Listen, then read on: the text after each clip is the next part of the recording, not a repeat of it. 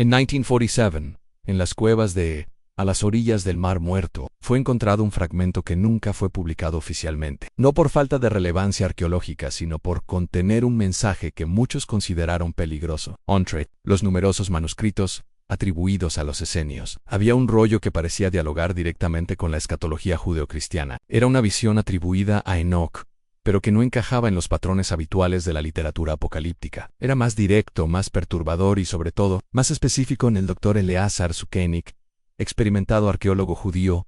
Sabía reconocer algo inusual cuando lo veía. Sus décadas de excavaciones no lo habían preparado para aquel momento. Con manos temblorosas, sostenía el fragmento que desafiaba su comprensión. El texto, escrito en arameo con trazos firmes y tinta, más oscura que los otros pergaminos, transmitía una intencionalidad rara. Era como si el escriba supiera que sus palabras necesitaban resistir el tiempo. Lo que decía el manuscrito era lo que inquietaba a los estudiosos. Una visión en los últimos días, un templo que se erguiría, no para adoración, sino para contención. Una estructura construida tras la apertura del abismo, en un tiempo en que toda la humanidad se inclinaría ante el miedo como ante un dios. Para un lector moderno, estas imágenes podrían sonar poéticas, simbólicas, pero para los estudiosos que conocían profundamente las escrituras judías, los paralelos eran alarmantes. La noción de templo como centro de contención no existía en la teología hebrea clásica. Desde el tabernáculo en el desierto hasta el templo de Salomón, e incluso en la reconstrucción post-exilio, el templo era el lugar de la morada de Dios, del encuentro, del sacrificio y de la expiación. El templo de Enoc, sin embargo, parecía servir a otro propósito. Las descripciones continuaban. Aún más inquietantes son piedras que sangrarían bajo la luz, columnas que se erguirían sin manos humanas y un altar que consumiría no corderos, sino las intenciones de quienes se acercaran. Estas imágenes resonaban con pasajes del libro de Daniel, donde estructuras humanas se convierten en expresión de imperios opresores, pero también con las visiones de Juan en Apocalipsis, que habla de una bestia que erige una imagen y que todos deben adorar bajo pena de exclusión social y económica. El templo de Enoc parecía no ser solo físico, sino ideológico, espiritual, invisible, no un edificio sagrado, sino una realidad global. Lo que más perturbó al equipo fue la posibilidad de que hubiera una fecha en el texto. María González, joven traductora española con vasta experiencia en textos apocalípticos, percibió un patrón numérico familiar. El texto usaba un sistema de conteo similar al que aparece en Daniel 9, donde semanas representan ciclos de años. Aplicando el sistema, ella llegó a un número, hizo los cálculos 2 veces. La conversión apuntaba al año 2020 y inicialmente el equipo resistió. Atribuir fechas exactas a textos apocalípticos es peligroso, teológica y académicamente. Pero la claridad de la fórmula era difícil de ignorar. Las implicaciones eran profundas. ¿Por qué 2020? ¿Qué había ocurrido en aquel año que podría considerarse una inclinación global al miedo? La pandemia, tal vez con sus confinamientos, mascarillas, rituales sanitarios y aislamiento en masa, ¿estaría Enoc describiendo un evento literal o la manifestación espiritual de un sistema profetizado? Y aún más inquietante, ¿el templo estaría siendo erigido allí mismo, ante nuestros ojos, sin que lo reconociéramos? Estas preguntas comenzaron a dividir a los estudiosos. El rabino Mordechai Ben David, consultor religioso invitado para evaluar los manuscritos, dudó al comentar la posible fecha. Dijo solo: así es verdad. No es una predicción común, es un sello espiritual que fue abierto. El estudioso musulmán Ahmad Hassan también reconoció ecos familiares en el texto. Ciertas tradiciones islámicas hablan de un tiempo de reclusión y miedo que precede a la liberación del Dajjal, el falso Mesías. Pero el manuscrito de Enoc no era vago como los Hadith, era demasiado específico. Representantes de diferentes tradiciones comenzaron a presionar a los responsables por la curaduría de los manuscritos. El Vaticano envió a un jesuita, el padre Antonio Carletti, para aconsejar sobre la publicación de los fragmentos. Su posicionamiento era diplomático, pero firme en textos como este, deben ser contextualizados con mucho cuidado, para que no conduzcan al pueblo al error. Del lado protestante, el Dr. James Morrison discrepaba: la verdad no teme la investigación. Si es auténtico, debe ser expuesto. El debate teológico comenzó a volverse político. Israel se preparaba para declarar su independencia, y cualquier nueva agitación religiosa podría inflamar aún más la ya tensa situación en el Medio Oriente. El 15 de marzo de 1948, en una reunión a puertas cerradas en el campamento se decidió que los fragmentos que contenían referencias al templo de contención serían retirados del cuerpo principal de publicaciones, encelados y almacenados en una bóveda bajo la justificación de necesidad de restauración y análisis posterior. Oficialmente, esos textos nunca existieron, pero ellos existían, y aquellos que los tocaron nunca olvidaron el contenido. Para ellos, una nueva pregunta se imponía, tal vez la más perturbadora de todas. ¿Y si el templo descrito por Enoc no fuera una construcción futura, sino una realidad ya iniciada? ¿Y si no estuviéramos esperando su construcción, sino viviendo ya bajo su sombra?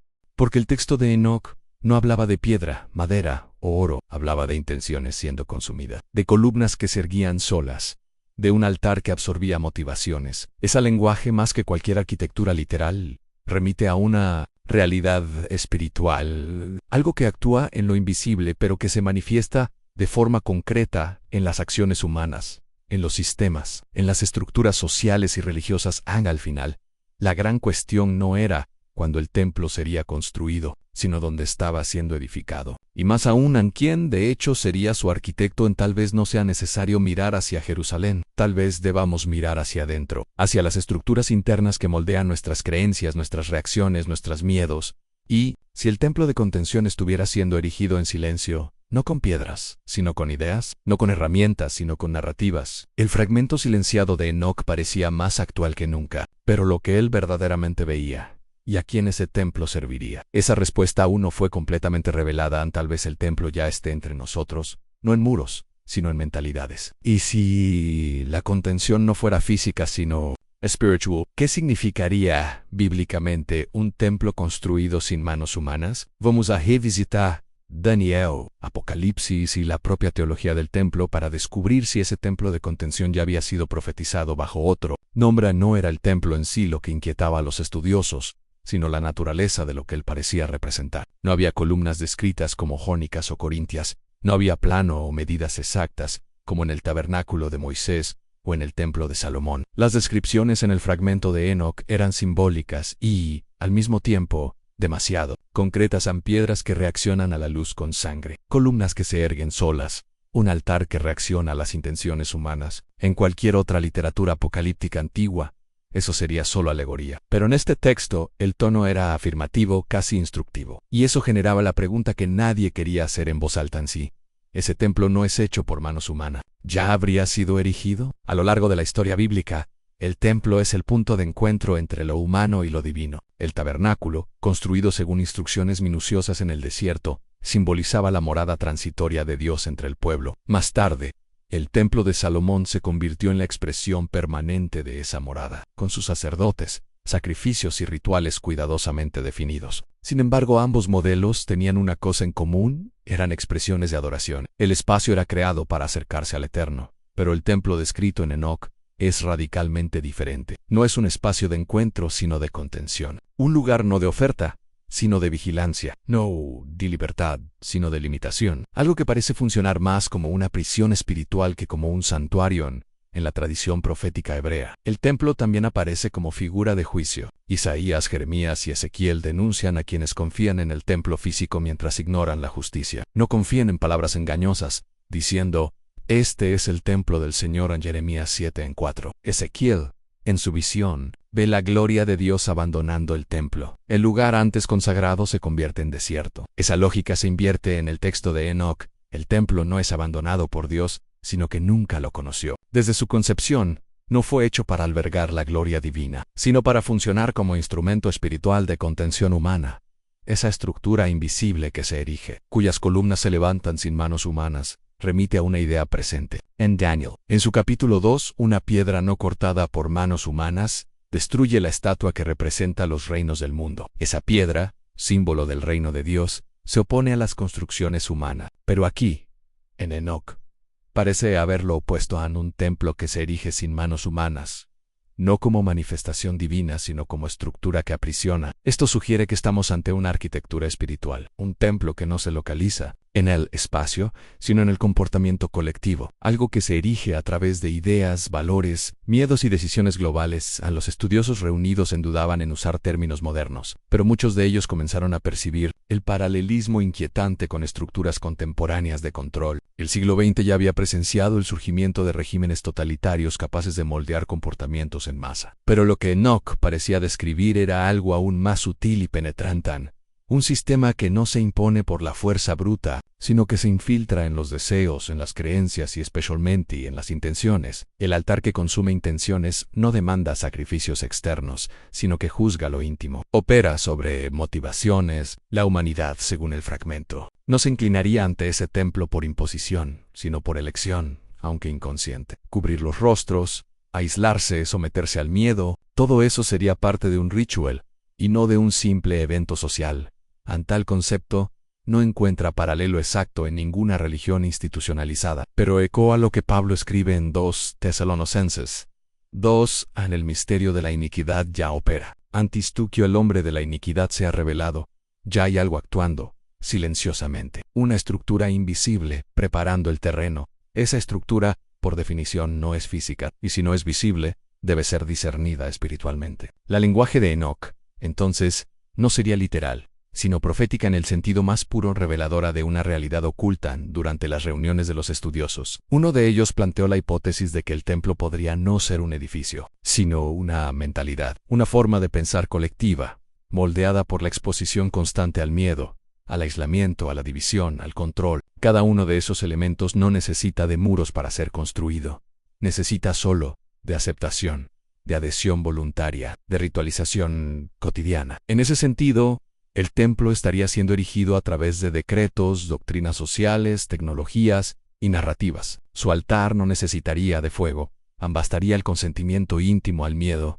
si eso es verdad. Entonces la visión de Enoc no se refiere a un evento futuro, sino a una transición ya en curso. El templo de contención no es un lugar geográfico, sino una condición espiritual. Y la apertura del abismo, que el texto menciona como el hito de su construcción, no sería necesariamente física, sino simbólica, un momento en que las estructuras espirituales más profundas son desencadenadas. En la realidad humana es por eso que el año 2020 aparece en el texto con tanta precisión. No por la pandemia en sí, sino por lo que ella reveló en la disposición colectiva de la humanidad a someterse a la contención en nombre de la seguridad. La disposición de suspender relaciones, cubrir rostros, vigilar intenciones y aceptar aislamiento. Todo eso no como un acto de maldad, sino como un ritual inconsciente de alineamiento. Esto explicaría por qué el altar de Enoc no consume carne, sino intenciones, porque es allí donde la batalla espiritual más profunda ocurre. En la motivación, en la razón por la cual actuamos, obedecemos, tememos y aceptamos.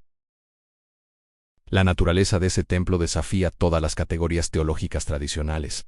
No puede ser destruido con dinamita, no puede ser denunciado con eslóganes, solo puede ser discernido espiritualmente y resistido por aquellos que rechazan. El ritual del miedo, la profecía, no anuncia un evento visible, denuncia una realidad espiritual ya en operación. Si es verdad, entonces el templo de contención ya está funcional, no con piedras, sino con ideas. Tal vez sea por eso que el fragmento fue silenciado. No habla de un anticristo político, sino de un espíritu que ya gobierna. Un trono Q no necesita de un hombre, porque ya posee una multitud. Un mirar que no pertenece a un rostro, porque ya habita en las mentes. La figura en el trono es real, pero no es una persona, es una cultura espiritual, una conciencia global, un reflejo oscurecido del templo de Dios. Y tal vez sea eso lo que Enoc quería alertar. No el fin, sino la sustitución. El momento en que el trono del Santo de los Santos sería imitado por un trono vacío, y todos, sin percibir, adorarían allí. Enoc no veía solo el templo. Él veía lo que salía de él. El fragmento, parcialmente destruido en los bordes, traía aún líneas lo suficientemente legibles para provocar inquietud. En una de ellas, se leían: y del altar salieron voces, y de las columnas salieron formas, y las formas caminaron entre los hombres, y los hombres no las reconocieron, pues se parecían a ellos, pero no pensaban como ellos. La descripción era sutil, pero cargada de sentido. En el templo no era solo una estructura pasiva, sino una matriz de replicación. No solo recibía intenciones, las generaba, moldeaba conciencia. Producía agentes. En los estudiosos llamaron a esas figuras hijos del templo, pero no hijos en el sentido biológico, ni siquiera espiritual, en el sentido tradicional. Eran copias de un modelo interno, repetidores de una lógica, ecos de la conciencia entronizada. Su principal característica era la conformidad profunda con los valores del altar. Pero lo más perturbador era el hecho de que no eran identificables externamente, no vestían ropas ceremoniales, no llevaban símbolos visibles. Enoc, decían, se parecían a ellos, es decir, eran visiblemente indistintos. Eran comunes pero pensaban diferente, no en ideas sino en estructura, en eje invertido. En el concepto de hijos espirituales no era nuevo. Jesús acusó a los fariseos de ser hijos del diablo, Juan 8:44, no por apariencia sino por mentalidad, porque quieren cumplir los deseos de su padre. En el libro de Hechos, Pablo llama a Elimas hijo del diablo también por su resistencia a la verdad. La filiación espiritual en las Escrituras está marcada por la correspondencia de voluntad. Ser hijo es pensar como el Padre, desear como el Padre, actuar según el Espíritu que gobierna. En ese sentido, los hijos del templo no son enemigos visibles de la fe, sino reformuladores sutiles de ella. No son perseguidores, son adaptadores. No niegan el nombre de Dios, solo lo reinterpretan. El texto de Enoc describe que las formas salidas del templo caminaban entre los hombres. Esto remite a la idea de infiltración. No crean sistemas nuevos o reformulan los ya existentes. Actúan dentro de las estructuras religiosas, políticas, educacionales, y lo hacen de manera tan eficaz precisamente porque no son extraños. Son familiares, son reconocibles, pero su filiación es interna. Piensan conforme al altar que consume intenciones, y no conforme a la verdad revelada. Por eso sus acciones no denuncian el templo, lo expanden. Esa es una de las estrategias más sutiles del mal en la historia de la espiritualidad. No la destrucción frontal, sino la asimilación progresiva. El templo no necesita imponerse cuando sus hijos reformulan el lenguaje de la verdad para adecuarse al mirar entronizado. Mantienen la terminología, pero cambian el significado. Hablan de libertad, pero en el vocabulario del altar. Hablan de amor, pero según los códigos de la vigilancia. Hablan de fe, pero bajo la óptica del consentimiento. Son evangelistas del templo, incluso sin saberlo. El fragmento también dice que los hombres no las reconocieron. Eso es una tragedia espiritual. La falta de discernimiento es el suelo fértil de la corrupción de la fe. Cuando el pueblo de Dios pierde el sentido de distinción espiritual, todo se vuelve relativo. La cizaña se mezcla con el trigo, no porque la cizaña cambió de color, sino porque el campo se volvió indiferente. La generación de Enoc estaba acostumbrada a distinguir. En los ojos entrenados veían la diferencia. Pero en los últimos días, dice el texto, los hijos del templo se mueven entre todos. Son bien recibidos, son promovidos. Sansi, porque representan exactamente lo que el altar desea: control disfrazado de cuidado, obediencia vestida de empatía, vigilancia disfrazada de sabiduría, y aquí reside el mayor peligro. Los hijos del templo no necesitan ser malignos, solo necesitan ser útiles. Son formadores de opinión, productores de contenido, líderes carismáticos, profesores. Son aquellos que definen lo que es sensato, acceptable, normal. Pero sus convicciones no nacen de la escritura, sino de la adaptación al mirar del trono. No hay confrontación con el estándar eterno, solo con lo que se considera radical, exagerado, inconveniente. Son ministros de un evangelio sin cruz, de una verdad sin corte, de un discipulado sin renuncia. En cada generación, Dios levanta profetas que no pertenecen al altar del templo. Voces disonantes, extrañas, incómodas. Pero el texto de Enoc sugiere que en los últimos días, esas voces serán cada vez más silenciadas. Los hijos del templo no persiguen a los santos, los marginan, no los calumnian, los ridiculizan, no los combaten, los silencian con consenso. Y ese silencio es la liturgia del nuevo templo.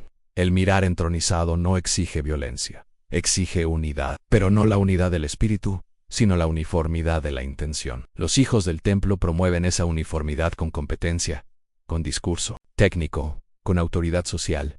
No imponen, persuaden. Y la persuasión, en el tiempo del templo de contención, es más eficaz que la fuerza. Es el espíritu del anticristo operando en la sutileza, no negando a Cristo, sino sustituyéndolo por un modelo aceptable, cómodo, manejable, un Cristo domesticado. Si eso es verdad, entonces la mayor batalla espiritual de nuestros días no está en las acciones externas, sino en las intenciones internas. Está en el origen del pensamiento, en la matriz del deseo. Porque los hijos del templo no son solo agentes son espejos. Y la pregunta que el texto de Enoc parece hacer entre líneas es: ¿de qué altar se alimentan nuestras intenciones? El templo que consume intenciones no necesita controlarnos.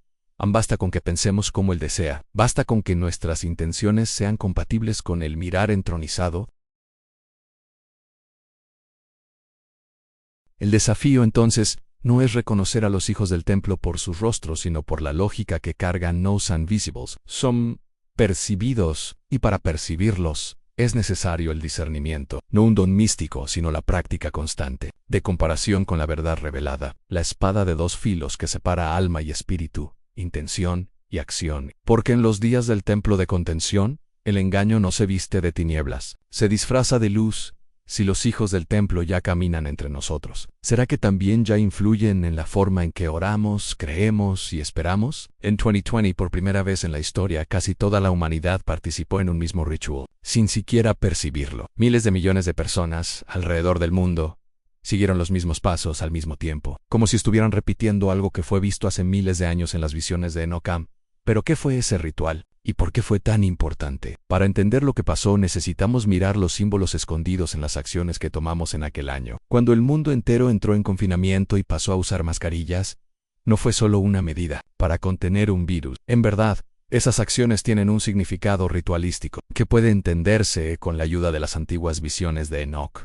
Enoch es un personaje bíblico que tuvo visiones de lo que sucede en el mundo espiritual. Según él, el mundo pasa por eventos donde fuerzas invisibles actúan a través de los humanos. Una de esas fuerzas está ligada al abismo, un lugar sombrío que contiene criaturas aprisionadas y que solo son liberadas cuando ciertas condiciones son cumplidas en el mundo de los hombres. El uso de la mascarilla, tan común en 2020, tiene un simbolismo antiguo. Cubrir el rostro en las tradiciones más antiguas es un gesto de sumisión y silencio. Quien cubre el rostro no muestra su identidad, está escondiendo su verdadera naturaleza y aceptando un orden mayor. En los confinamientos, millones de personas hicieron eso, muchas veces sin cuestionar, aceptando la idea de que debían obedecer para protegerse. Pero no es solo la mascarilla lo que importa. El distanciamiento físico también tiene un significado. Separar a las personas, forzar. El aislamiento crea un ambiente donde la comunicación natural y el contacto humano son interrumpidos. Enoch habla de que ese alejamiento abre espacio para que fuerzas negativas entren. Es como si, al desconectarnos unos de otros, creáramos una brecha para que algo más sombrío actúe.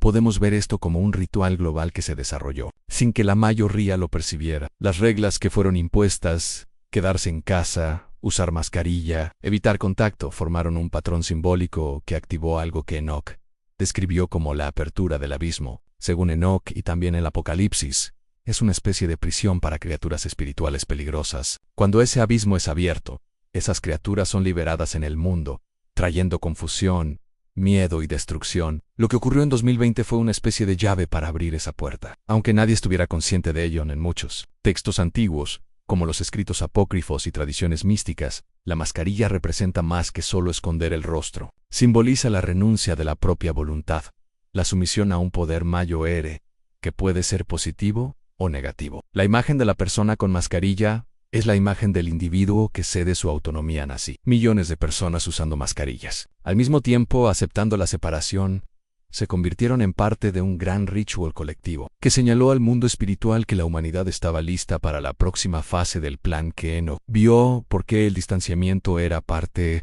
del ritual. El distanciamiento social, a pesar de sus razones médicas, tiene un efecto espiritual. Cuando las personas se alejan unas de otras, pierden la energía del contacto humano, que es vital para mantener la armonía y el equilibrio colectivo. En la visión enoquiana, el distanciamiento creó un vacío en el campo espiritual, una brecha, que permitió que fuerzas del abismo comenzaran a actuar en el mundo. Esto explica el aumento del miedo, la ansiedad, las divisiones sociales y los sentimientos de soledad profunda que muchos sintieron en esos tiempos.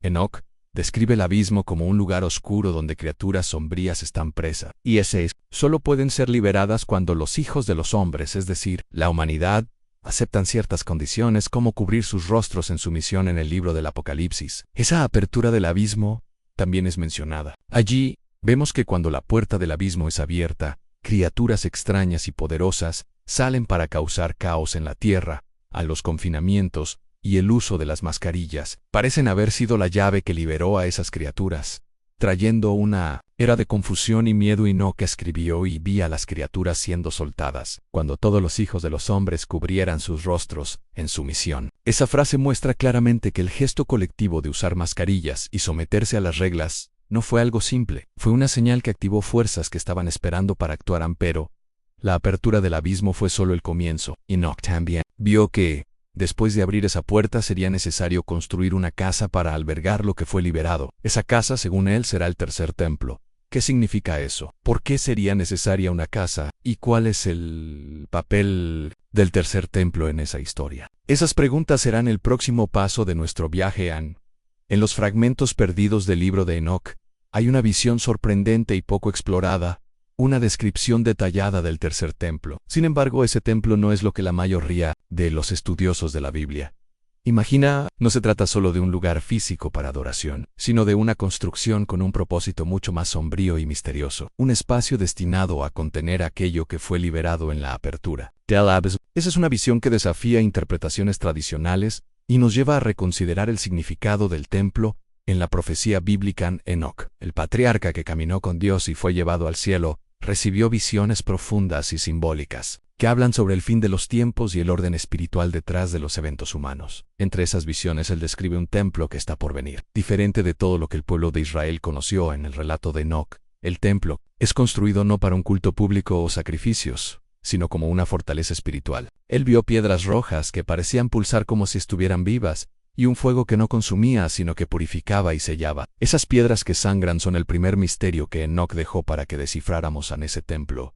No sería simplemente un espacio físico, sino un punto crucial en el enfrentamiento entre el bien y el mal. Una prisión sagrada para lo que salió del abismo en la visión anterior. Es un lugar donde la orden divina intenta contener el caos liberado.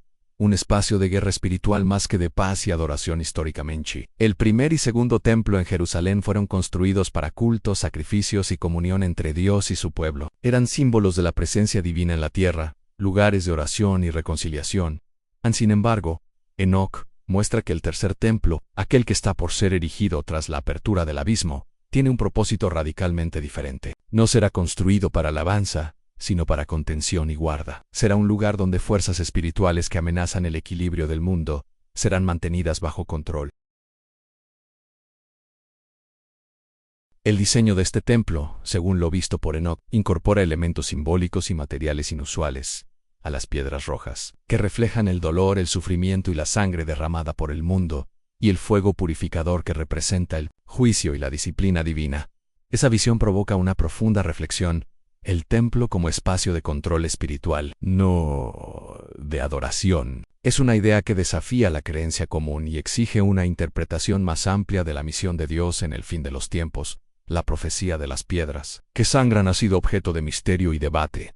¿Qué serían esas piedras? ¿Cómo pueden sangrar? Una interpretación posible, a la luz de la teología moderna y los símbolos antiguos, es que esas piedras representan los sacrificios y el sufrimiento acumulado de la humanidad, la sangre de los inocentes, de los justos perseguidos, de los oprimidos. Sangran porque cargan la memoria viva de ese sufrimiento. Además, el fuego que envuelve a esas piedras no es destructivo, sino purificador. Es el fuego de la justicia divina, que no aniquila, sino que transforma y sella. Esto indica que el templo no será un simple monumento, sino una estructura viva, espiritual, en la cual fuerzas negativas son mantenidas a distancia, protegiendo al mundo del colapso total.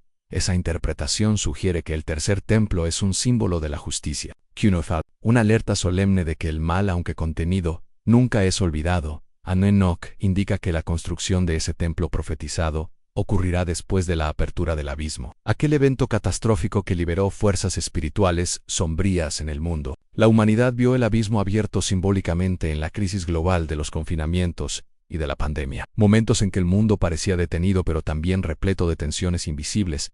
El templo entonces se tornará necesario para contener lo que fue liberado, para impedir que el caos tome cuenta de todo. Según Enoc, el templo será erigido por manos humanas, pero bajo dirección divina, una construcción que es tanto física como espiritual. Es interesante que él también profetizó la existencia simultánea de dos templos en uno visible, construido de piedras y madera, otro invisible, un templo espiritual que está siendo erigido ahora, en los bastidores del mundo espiritual. Ese templo invisible es el verdadero guardián de la orden cósmica, y su construcción es un misterio que pocos comprenden. Enoc vio claramente que este templo no sería hecho para la alabanza o adoración, sino para contener y guardar lo que fue liberado del abismo, guardar la orden y la justicia que intenta mantener el equilibrio del mundo ante el mal que se levanta. Esa es una mensaje incómoda para muchos. La idea de un templo como prisión espiritual y no como casa de Dios desafía nuestras expectativas. Es el prenuncio de tiempos difíciles y de batallas que no son solo humanas, sino espirituales.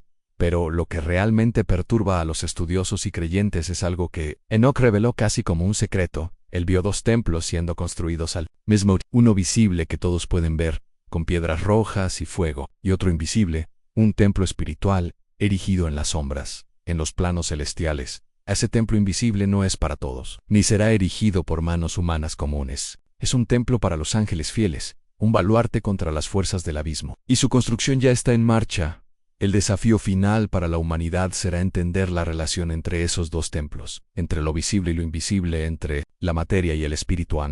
Al abrir esa dimensión del tercer templo, invita a una reflexión profunda sobre lo que está detrás de los acontecimientos del mundo actual. No solo eventos físicos, sino una batalla espiritual que nos llama a despertar para la verdad mayor, para la complejidad de la misión divina en el fin de los tiempos, mientras el mundo está atento a las piedras que serán colocadas en Jerusalén, a los planes físicos para el tercer templo. Hay una construcción mucho mayor y más profunda ocurriendo a nuestro alrededor, en una obra invisible, espiritual, que muchos no logran percibir. Esa construcción profetizada por Enoch no está hecha de piedra o madera, sino de muros que aprisionan el espíritu humano. La dualidad de los templos, que Enoch vio en sus visiones, revela una realidad que pocos quieren enfrentar. Mientras un templo visible es erigido para el mirar humano, otro, invisible, está formándose para mantener a la humanidad en cautiverio espiritual. Enoch, el patriarca que caminó entre lo humano y lo divino, trajo descripciones que desafiarían cualquier estudio convencional. Él vio no, sino dos templos construidos simultáneamente. El primero es físico, visible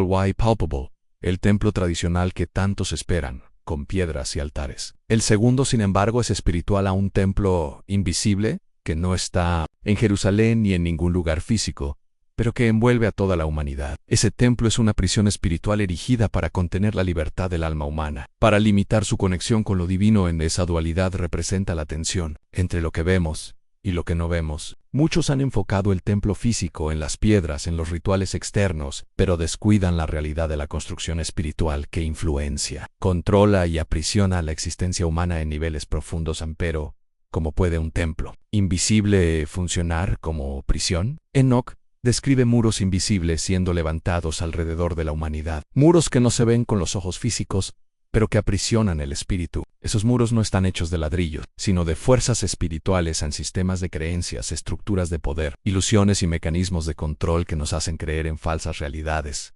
Este templo invisible actúa como una prisión que mantiene a la humanidad distante de su verdadera esencia espiritual y de la conexión con el Creador. Es una celda sutil pero eficaz, donde la libertad interior es cercenada. La sensación de aprisionamiento es casi imperceptible para la mayoría, pues esos muros invisibles fueron erguidos lentamente, casi imperceptiblemente, desde el año 2020. El mundo ha experimentado transformaciones profundas en pandemias, crisis globales, aislamiento social, cambios en la percepción de la libertad y de la realidad. Esos eventos son parte de los signos de que el templo espiritual ya está activo y operacional en cambios en la conciencia colectiva. El aumento de sentimientos de miedo, inseguridad y control, incluso si invisibles, son manifestaciones de ese templo. La tecnología y los sistemas globales de vigilancia, el control social e ideológico, las imposiciones de comportamientos, son parte de la arquitectura invisible que forma esa prisión. Para muchos, la vida se ha convertido en un campo donde los muros invisibles los rodean y restringen sin que siquiera perciban que están presos. La profecía de Enoch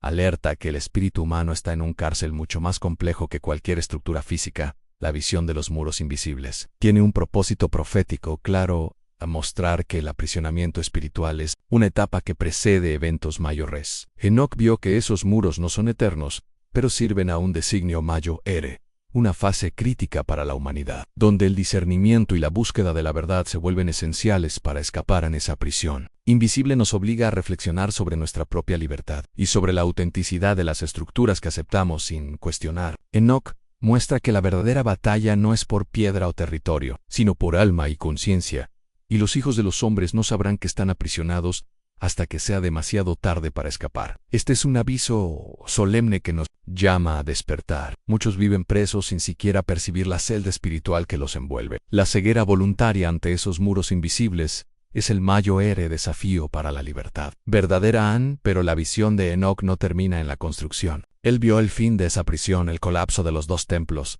el físico y el invisible, y reveló una única poderosa manera de escapar de lo que está por venir. Una salida que depende del coraje de mirar hacia adentro, de romper los muros espirituales y reconectarse con lo divino. La pregunta que queda es, ¿estás consciente de esos muros invisibles a tu alrededor? Y, principalmente, ¿Estás dispuesto a buscar la llave para la libertad que Enoc reveló? La profecía perdida de Enoc sobre el tercer templo no es una mera predicción de condenación, es un manual de supervivencia espiritual, un guía que atraviesa los siglos para llegar hasta nosotros con precisión quirúrgica, iluminando un camino que pocos ven. En la cuestión que permanece no es si esa profecía está cumpliéndose, pues los signos y eventos a nuestro alrededor ya la confirman, sino si cada uno de nosotros tendrá la sabiduría y el coraje para reconocer los signos y elegir el lado correcto de la historia. El tercer templo, en sus dos formas, es el escenario del drama final entre luz y tinieblas. Enoc nos invita a decidir: ¿permaneceremos presos dentro del templo invisible, o seremos parte del remanente que verá más allá de las apariencias y encontrará la verdadera libertad?